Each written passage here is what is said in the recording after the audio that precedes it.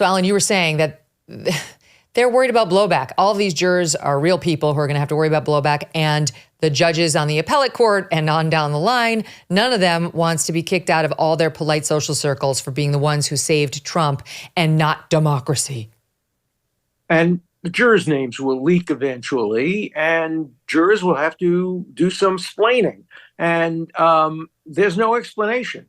The people on the hard left, the hard progressives, think of Donald Trump as Adolf Hitler. And they think of me as Himmler or Goebbels, having helped him and facilitated him. They don't remember that I voted for Biden, that I'm a liberal Democrat.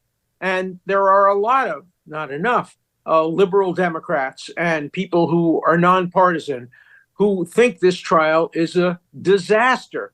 But to ask a judge who has to run for office occasionally to be the one responsible for making Trump president, to ask jurors, to ask anybody, I just know what happened to me, to my family, to my wife, to my children when I defended Trump on constitutional grounds, and just multiply that by many times when you think of a juror having to justify, or a judge having to justify, why they allow Donald Trump to run for president and perhaps be the next president of the United States.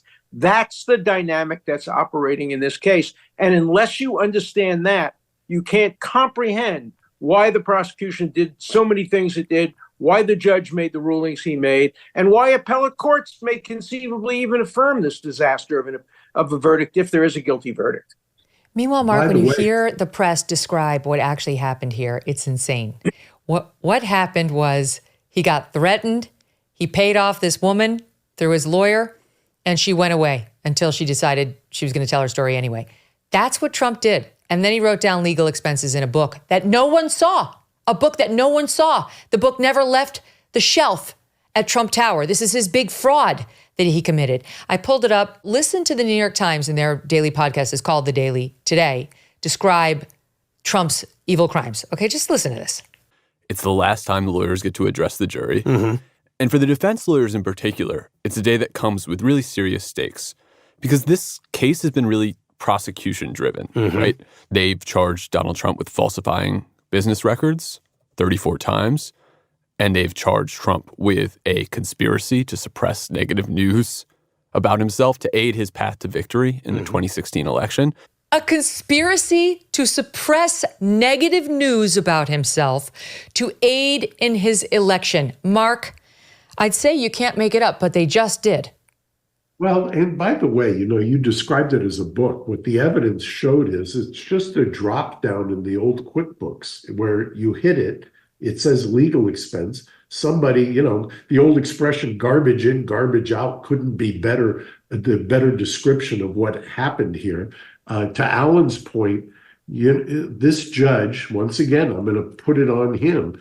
He, during jury selection, had a potential juror come back and overnight said, I am too scared that somebody's going to find out who I am. I'm too afraid of what my decision is going to be, and I can't be fair.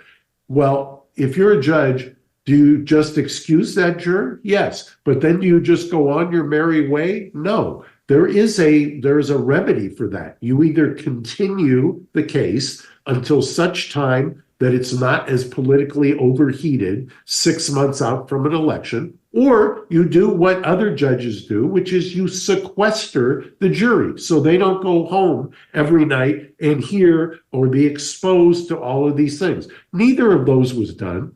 They had I will tell you, if the government had said, just for a second, do this mind game.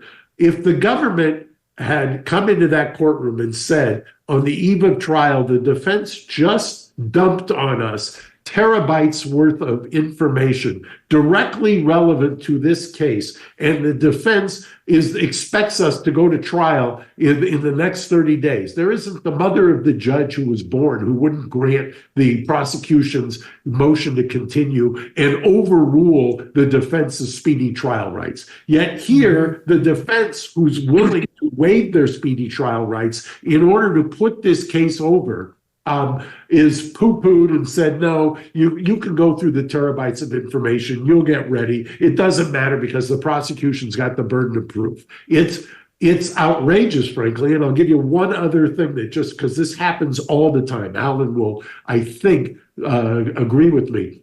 The prosecution gets to investigate these cases, and not just Trump, any case, for as long as they want within the statute of limitations.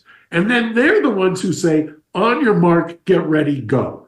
And then the defense has to take what is normally years worth of investigation, digest that, do an investigation, get ready for trial. You got to do all of that against the backdrop of somebody who's being prosecuted in 4 different jurisdictions and trying to run for president at the same time. And you're supposed to get his attention, take him off the campaign trail, get ready for trial, and have a massive document dump on the eve of trial. And out of all the days in the last 4 years, 365 days times 4, we need to get this case to trial on this date. Why? Why do we have to do that?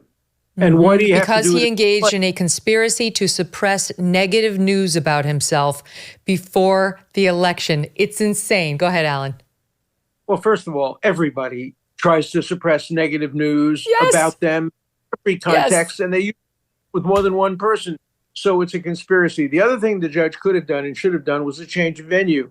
Move it to Rockland County, to Staten Island, to places where there is at least not an 85 or 90% jury pool who voted against Trump and would do anything to avoid Trump becoming president again. There are so many options to have made this a fair case. Obviously, Mark is correct, postponing it until after the election. And he couldn't have pardoned himself because it's a state charge, not a federal charge.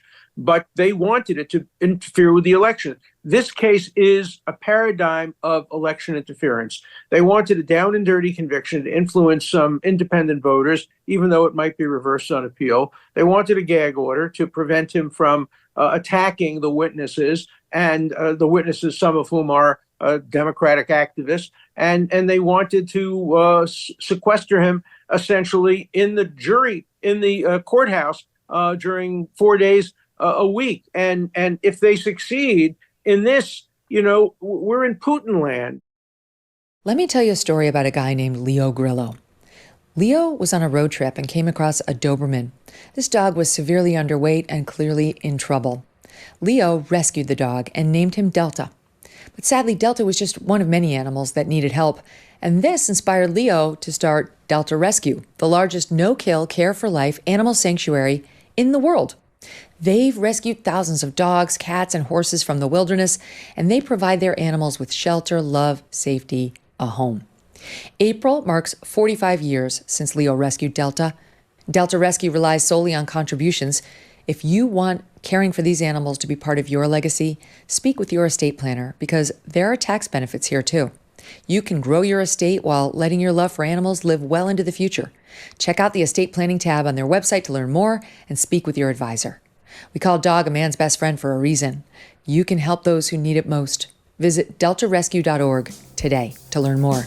That's deltarescue.org.